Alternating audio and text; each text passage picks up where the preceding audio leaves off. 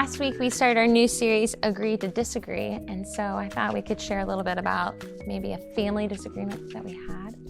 I know for me, my sister and I shared a room basically all of our life, which is fertile ground for a lot of arguments.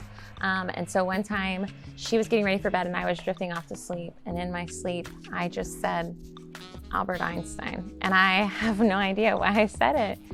But being the older sister that she was like, what about Albert Einstein? I was like, shut up, I didn't say Albert Einstein. And I knew that I did, but we continued to argue about it for several minutes, and even a couple of weeks ago, she made fun of me and was like, Albert Einstein. I was like, shut up, I hate you. But yeah, I totally said it. Even in your 30s, y'all are still arguing over Yeah, I mean, it's probably been half of our life that we've been arguing about, don't do the math. Yeah, we've been arguing about Albert Einstein for a while. I was thinking about so my brother Clifton, who's like 3 years younger than me, there was one time I was in 7th grade, he was in 5th grade, and he had a friend over, and I was dominating the entire time with his friend, and he got fed up, so he went and grabbed a knife. And I've seen a lot of ninja movies, and so I was like, oh, I can take this knife from his hands. And so, no, not Wesley Snipes, more like Ninja Turtles or Three Ninjas. I wasn't watching. Seriously, but I did not do well, and we ended up wrestling the knife into my knee.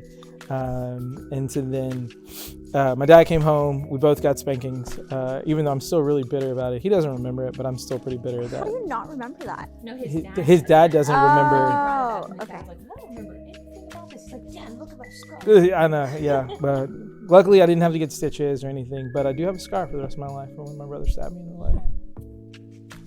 I don't know, for me, I've got 2 little sisters, so it's just constantly arguing. I don't think there's a distinct one that really stands out because it was pretty continuous. Basically, from when Lily started talking, we argued. And then me and Isabel did Taekwondo together, so we physically fought to the point that they said we weren't allowed to do that with each other anymore. Wow. At Taekwondo or at home? Okay. So we still did it at home. But yeah, it's just kind of constant butting heads. I feel like my brother and I argue every once in a while, but it's fake arguing. My sister, I butt heads with my sister because I'm pushy, because I'm trying to break her stubbornness. But You stubbornly want to break her stubbornness? Oh yeah, I'm aware. I'm very aware. But when I was 12 or 13, I got in a fight with my mom. I don't remember what the fight was about, but I didn't talk to her for 2 weeks straight at all. Ouch. Mom, I'm very sorry. I have learned. It was bad, but yeah, that's my most memorable. I didn't talk to my mom for 2 weeks, but we worked it out. The Lord taught me lessons about stubbornnness. Amazing only child over here. She just fought with herself. Literally, you all just rolled your eyes at the same time. The one thing that I can vividly remember, my dad's rule was do it right the first time, and I was 4, loading. My mom was shopping with her best friend, Aunt Cheryl, and I was loading the dishwasher, and I had eaten a popsicle. I don't know why, just this is what I remember. And I was putting the silverware in the dishwasher tray. I'd never done dishes before. My dad was just trying to. Did you say you were 4? I don't know. About 4 or 5, yeah. And he was like, if you just do it right the first time, then you'll be done faster. I think I wanted to go swim. I don't know. And I just got in so much trouble because I put the silverware in the wrong way in the dishwasher. And his point was, if you do it right the first time, then it'll take you less time. It's I did do it right. It is right, but that's the only way I can. Your dad and my dad might have gotten along, Wait, what is the right way to put the silverware into? Exactly. You still, I don't know if this is you still my don't dad, know? Manny, he didn't even do dishes. Why are you worried about how I put him in the dishwasher? I made him a bed one time and my dad was like, you did it wrong. And I was like, what's the right way? And he never told me. And I still don't know. I'm insecure every time I make a bed. All right. So now that we've talked about how painful it was to disagree with our family, what is something I was thinking about, at least for me, a disagreement that I had that I really needed the Lord's help with. And I remember there was a point, someone that I worked with, and our personalities didn't match up. And even after they stopped working, I just continued to feel this bitterness. And there was something that God was trying to show me and myself more so than like us. We weren't around each other anymore. We weren't in the same spot, but I was just still holding on to a lot of anger and bitterness about it. And I don't know if it was jealousy or what. I don't really understand what my deal was, but like I feel like the Lord was just constantly pressing me, like that He cares about him too, and like that they matter to Him too. And so I've got to like start finding good in people again, and not just looking at all the things that I don't like. And so that's something that I've been trying to do, is like, what are the things that like I can celebrate for them, and what are the positive things that about our time together, and not just focus on all the negativity. And so that's one way that like I feel like the Lord has been really like challenging me. I'm still not there yet. Like there's still parts of me that are still bitter and angry, but the Lord is softening a lot of that in me. Mine was somebody I worked with too, we were good friends, but sometimes you just work with someone for a while and you start to get under each other's skin and stuff. And not that has ever happened. I love all of you so much. And you too. I didn't look at you. Love you. But somebody I worked with, and we just struggled in a work relationship. And so I remember one time, I've told students this before, that God was like, stop and pray for him. And I was like, what? I don't really want to. And he was like, no, seriously, like you need to stop and pray. So I argued with God, but it turns out he typically wins, which is good. And so I started praying for him, and then God kept bringing that person to mind and kept telling me to pray for that person over and over again. And it's hard to be prideful in prayer. And so that kind of softened my heart, and I started praying for good for him and thinking about what he might need prayer for. So all of a sudden I was looking at his perspective too. And so some of the disagreements we had started melting because I became more compassionate and understanding, and I'm still trying to work on humility, but prayer was a really big way to help me soften my heart in the midst of a disagreement.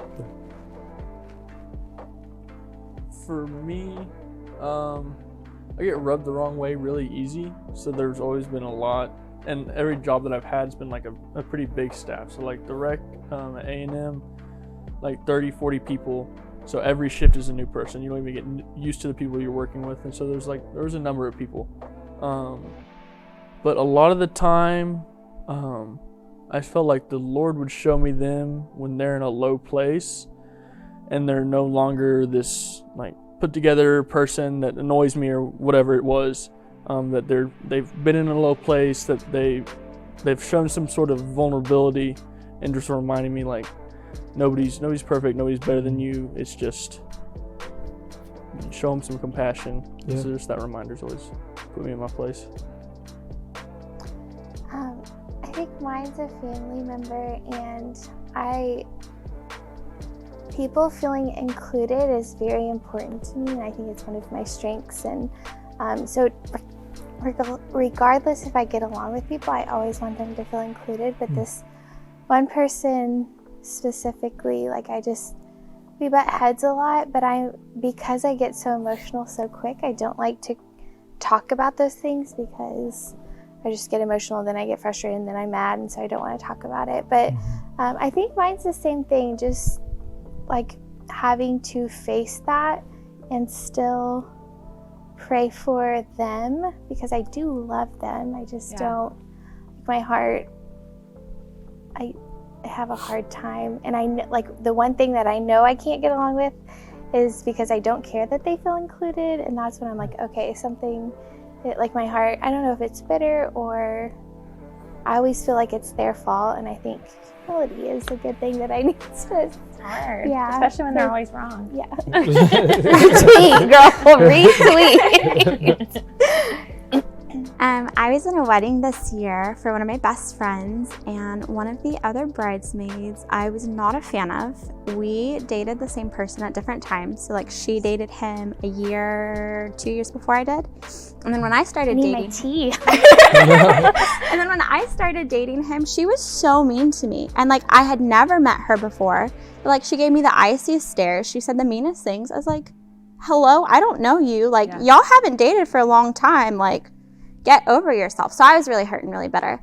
And then we were in the wedding, and I was like, ugh, I'm so annoyed, because afterwards after like we broke up, she wanted to be friends because the same, like he was like treated us the same way. I'm like, Right. girlfriend, we had different relationships, like calm down. So I was like, great, I don't want to be in this wedding with her.